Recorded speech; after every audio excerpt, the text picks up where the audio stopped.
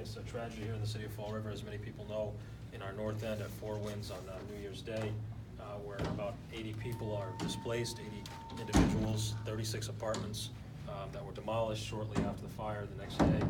And first and foremost, I want to thank all of our public safety officials who really an amazing effort under the circumstances on a holiday in the new year.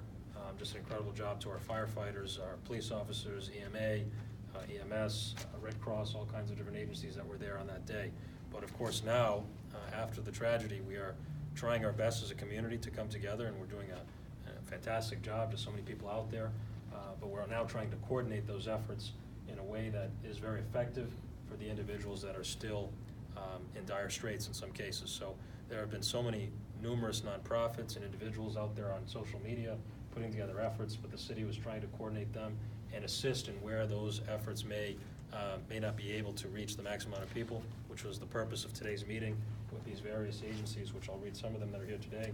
We have Catholic Social Services, the Firefighters' Wives Association, we have Journey Church, EMA, the United Way, Community Development Agency, Fall River Recreation, and our office, and of course our firefighters and fire department as well that are helping in this effort. And that's not all of the agencies or organizations, but that's the ones that came today to coordinate this effort. And what we've been able to do is put together a couple of announcements that are really important, and you'll see some more information over the next couple of days. So we have put together an event which is scheduled for Tuesday, January 8th. This is a really important date. We want to get out there. January 8th from 1 p.m. to 7 p.m. here at Government Center, Fall River, in the atrium. It's right in the center of the city. In the atrium from 1 to 7 p.m. on Tuesday. There'll be multiple agencies, those that I listed here today, as well as others. There'll be the ability to get a locksmith to unlock your car if you were affected in the fire. There'll be housing opportunities. There'll be pharmacists. There'll be all kinds of various things that are needed after such a tragedy. So that'll be, again, January 8th from 1 p.m. to 7 p.m. at Government Center. And we want to thank, of course, in advance all the volunteers that'll be there on that date. And really the goal is to provide shelter, food, clothing, other necessities, and we'll get to some of those others as well. There have been an overwhelming amount of people that have wanted to help, and we're so blessed and thankful for that. So anyone looking to donate can make monetary donations to an organization that is really leading the effort on the monetary donation front. I know sometimes there's confusion as to where to donate. This organization is really at the forefront of helping the individuals affected, and that is the Firefighters' Wives Association. And checks can be mailed to P.O. Box 423, Somerset, Massachusetts 02726. They can also be made at GoFundMe on their website, or excuse me, their Facebook page.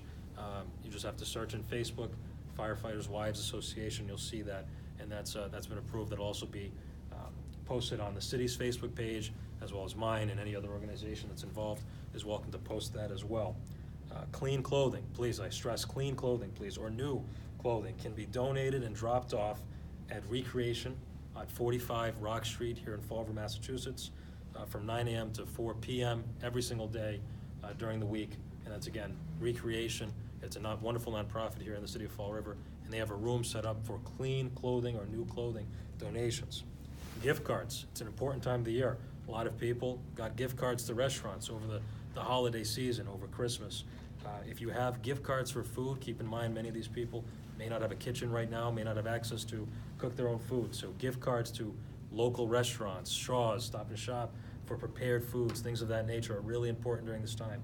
You can make gift card donations for food at our CDA office, Community Development Agency office, and that's here at Government Center every day during the week from 9 a.m. to 5 p.m., and that's room 414. So gift card donations, room 414, Government Center on the 4th floor. PetSmart in Fall River. There were some animals that were affected in this fire, of course, and they're in need of food, and you can make those food supply donations at the PetSmart in Fall River or Swansea. So those are some of the different various locations and things that you can do to help us in this time.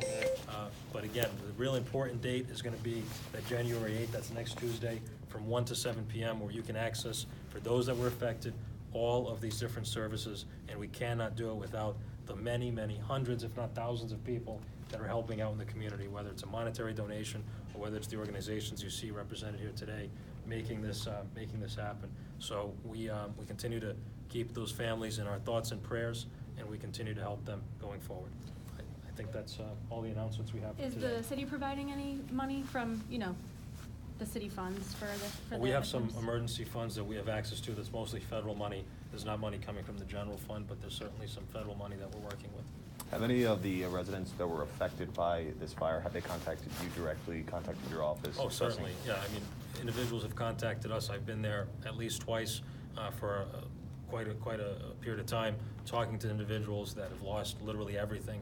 A woman that was talking to me yesterday, her son was visiting. Son, lost his keys. He can't even go back home.